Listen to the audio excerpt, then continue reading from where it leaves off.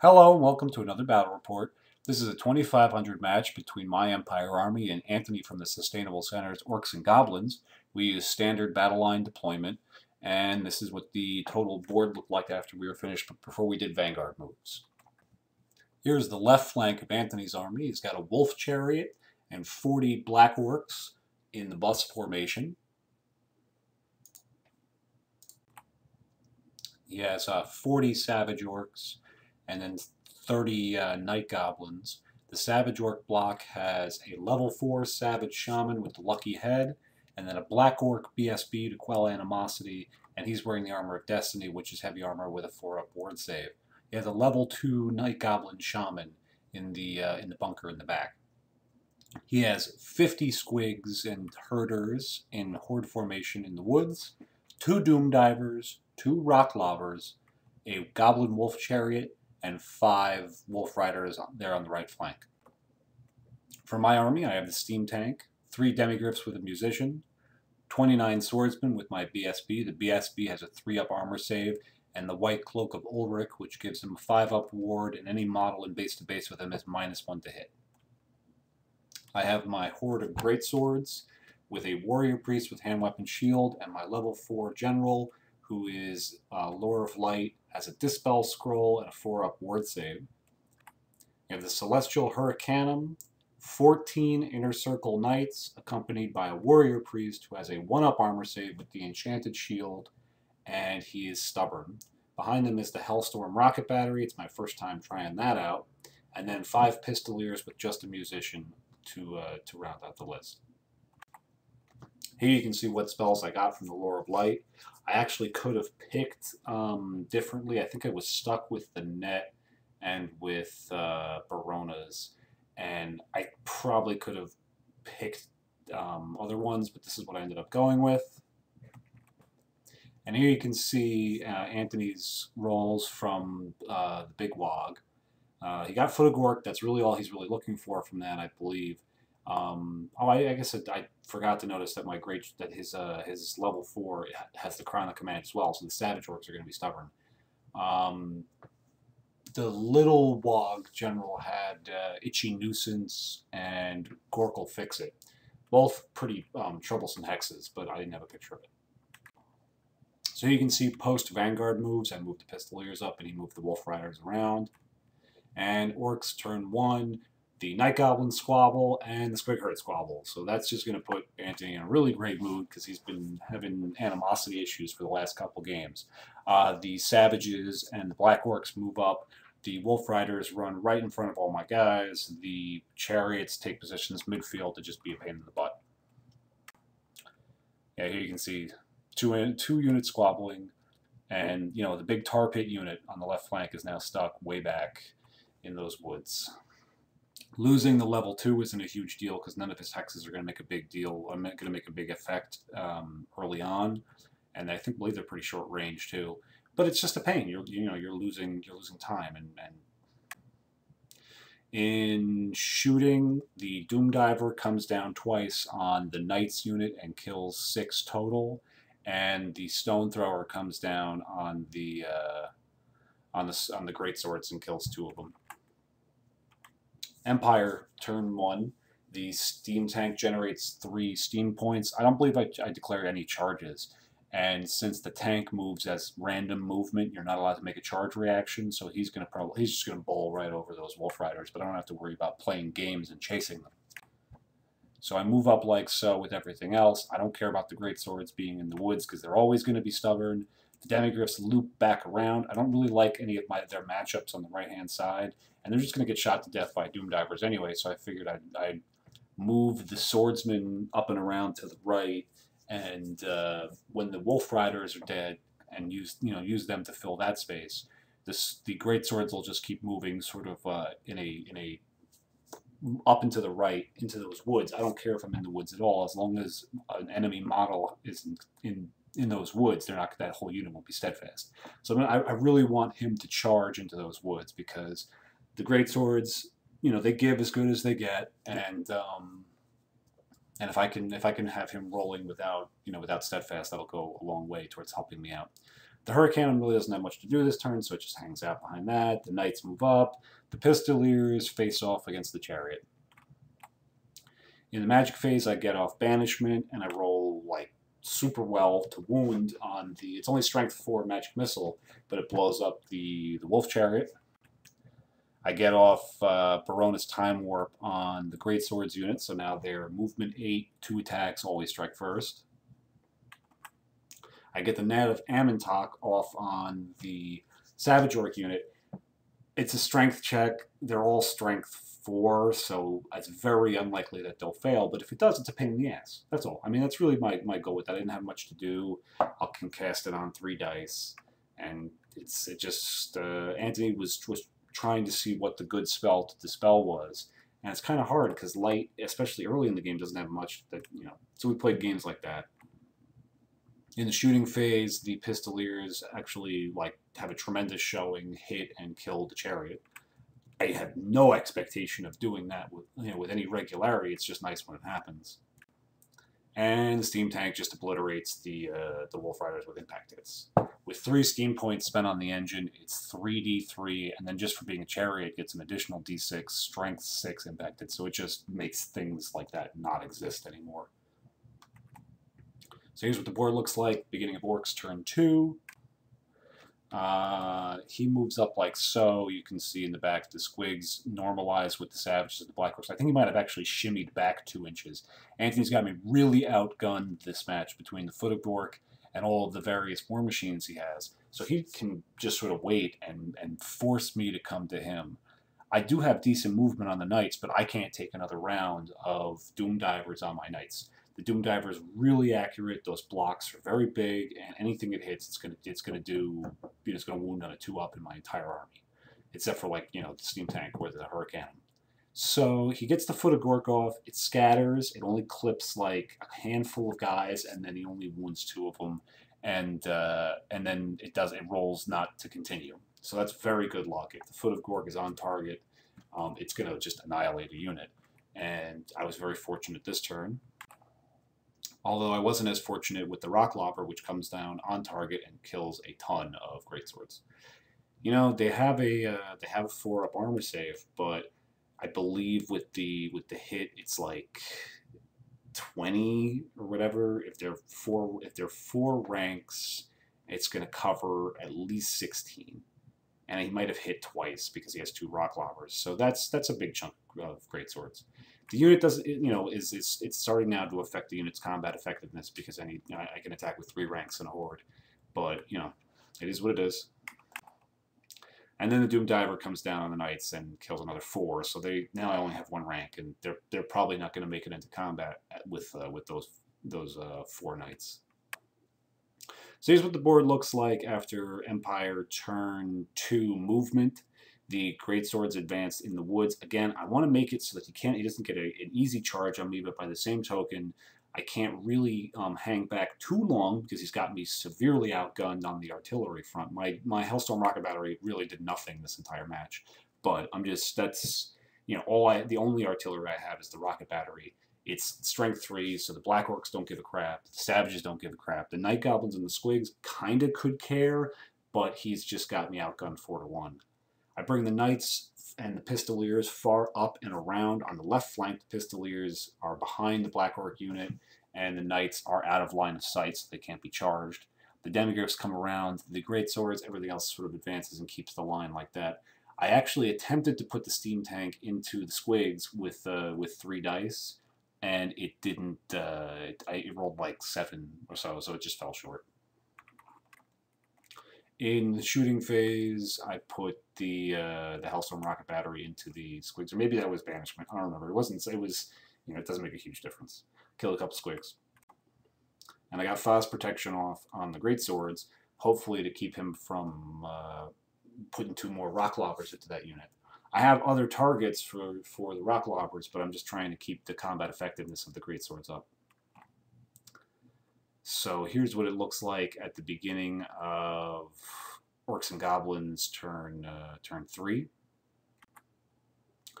He holds the line, he shimmies back 2 inches and goes right on to Magic and shooting. I don't believe he got anything really important off in Magic. or I was able to dispel it. I think he tried. I think he just cast Foot of Gork. He didn't get it to irresistibly, and I scrolled it. I think that's why there's no foot this turn. In the shooting phase, the Rock Lobber only kills a couple of swordsmen because it's scattered pretty badly. However, all the Doomdivers hit the Demigryphs and killed 2 Demigryphs. So now that unit's just completely, like, it has no combat effectiveness. I have the Musician left. It's 178 points, so I should try to be careful with him, but I don't know. I've lost all of my, like, mobility flanking units. So, we'll see. Here's what the board looks like at the beginning of Empire turn 3. I generate 6 steam points on the steam tank, and I expend 3 of them to do 3d6 into the Squig Herd. I managed to point it all the way at like the left side of the unit, so the steam tank contacts it and closes the door there. The Pistoliers move all the way around the Black Orcs, the Knights move up around the Black Orcs, the Demigryphs move up out of line of sight, and I hold the line with the Greatswords, kind of daring him to come into combat with me in the woods, because if he does, I'm stubborn, and he's not going to be. I kind of forgot that he had the Crown of Command, so maybe I should have just abandoned that plan. But, you know, that is what it is. And then the Swordsman just angle to, so that, you know, if he charges the Swordsman with the Savages, I'll flank with the Greatswords. If he charges the Greatswords with the Savages, I'll flank with the Swordsman. Either way, it's, you know, it's a difficult decision. In shooting, the Hellstorm Rocket Battery scatters off of the Night Goblins in the back and kills a couple of Black Orcs. Nothing really serious. And the Pistoliers kill a couple of Goblins. However, in close combat, it is pandemonium as the steam tank rolls, you know, it's 3d3 plus d6 impact hits, and then a strength 4 breath weapon, so kills a big handful of those squigs. Now, what's important to remember is those squigs are in a forest. They're not steadfast, and they cause 1 wound in response. So he's losing combat by a ton. He only needs to really lose by, he's got 2 ranks, but he's still losing by like 7, even with the rank bonus. So now he's testing on Snake Eyes on the Squig Herd, and it doesn't work out. He causes a bunch of wounds to the steam tank, make all my armor saves. He causes like 10 wounds to the Savages, because for every 5 squigs in that unit, when it blows up, it gets +1 to the number of wounds it causes on that explosion it does. I think he ends up killing a handful of Savages. And he always makes, you know, a pretty fair number of his ward saves, but still, that's I usually count on the squigs being a tremendous pain in the ass, because they're always in range of the BSB and the general, and they always have ranks because it's 50 models. You got to do 50 wounds. And in this case, the steam tank just hit them like a freight train and blew them up. And that was a tremendous stroke of luck. All of a sudden, I have the right flank is not this mass of 50 or 40 strength 5 attacks just waiting to come at whatever unit they hit. And I'm feeling a lot more confident as a result of this. So at the beginning of Orcs turn 4, the Savages charge the Swordsman. One thing I was going to say earlier, I did get Barona's Time Warp off in my magic phase on the Greatswords, but the Greatswords during that turn, like maybe it was turn 2 or whatever, where they were movement 8 from having Barona's already, they had to roll like a 6 or a 7 to complete a charge, and they failed it. So that's why I had only advanced a few inches. The Black Orcs, I don't remember if they charged and failed. Maybe that was the case, but the Savages get in on the Swordsman, and that'll be interesting. I have a couple tricks in that unit, but with the I don't think Anthony was aware that I the changes to the war gear on my BSB. So in Magic, he gets Itchy Nuisance off on the Swordsman, so they are initiative 1 and movement like 1. He miscasts on Itchy Nuisance, and it causes a strength 6 hit or whatever, or strength. So it puts a wound on the goblin. I don't really remember what else had happened. He had irresistibly cast Foot of Gork before we forgot about it, but it ended up just being power drained, so it wouldn't have affected the game at all. In shooting, he gets both Doomdivers onto the Hurricane and kills it. Or maybe it was a Stone Thrower. I think he puts the Stone Throwers on the Hurricane, and then he puts the Doomdivers on the Knights and kills 3 more Knights. So all I have left is the unit champion and the Warrior Priest in that unit, but they pass their panic check. In combat, I ask him if he's going to issue any challenges. He does not. I issue a challenge with my captain.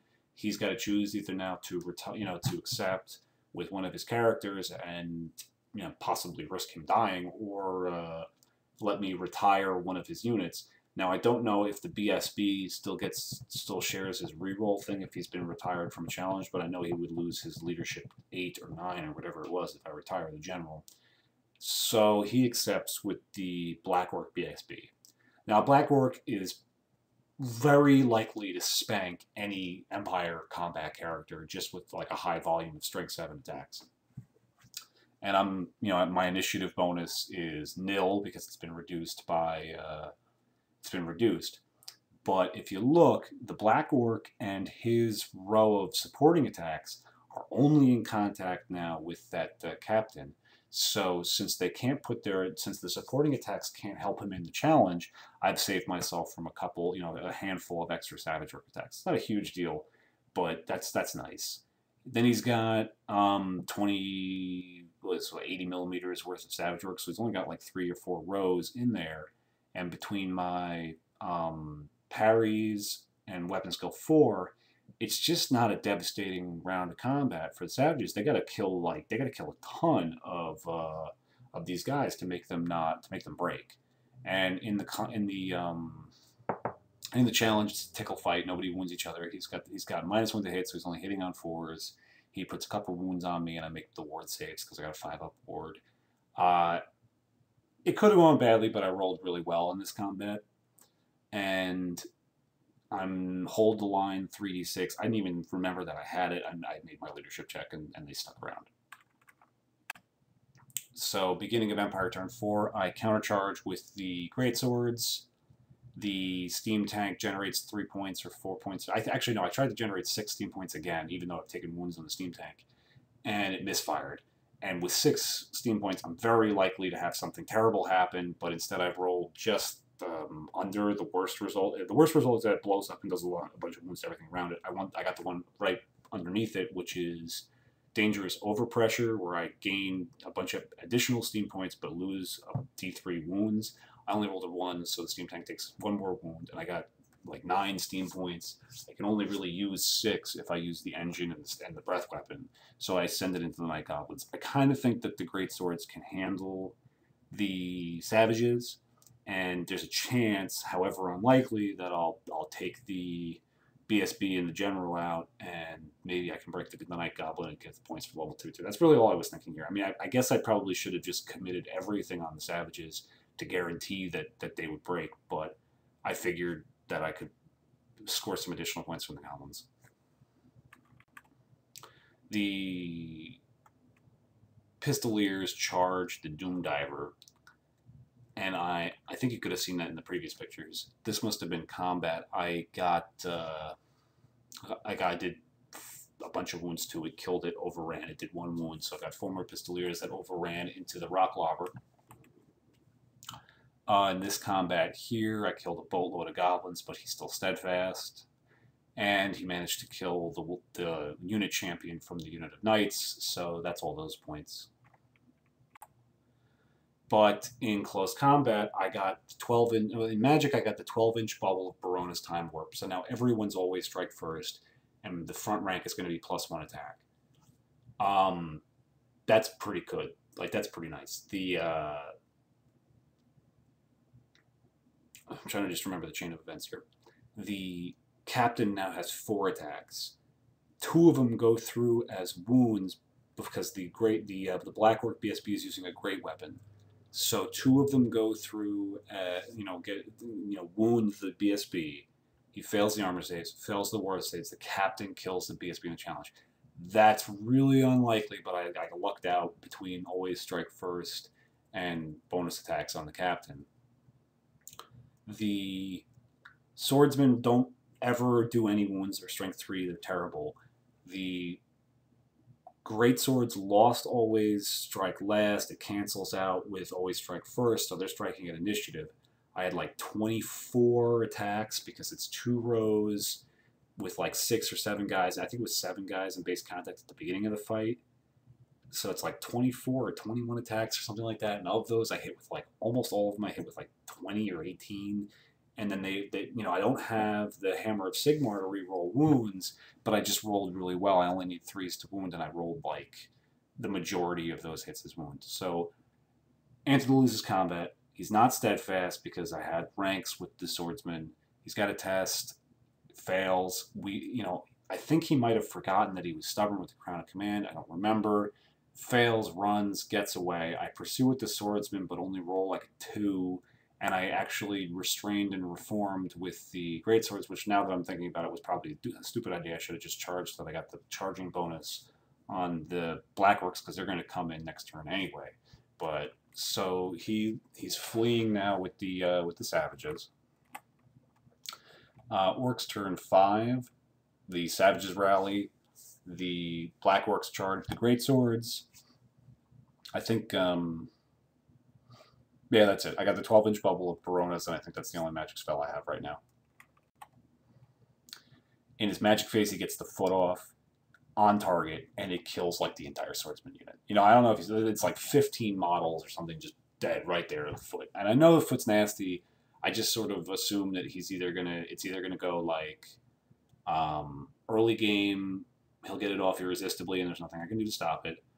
Or I'll scroll it if he doesn't get it off irresistibly.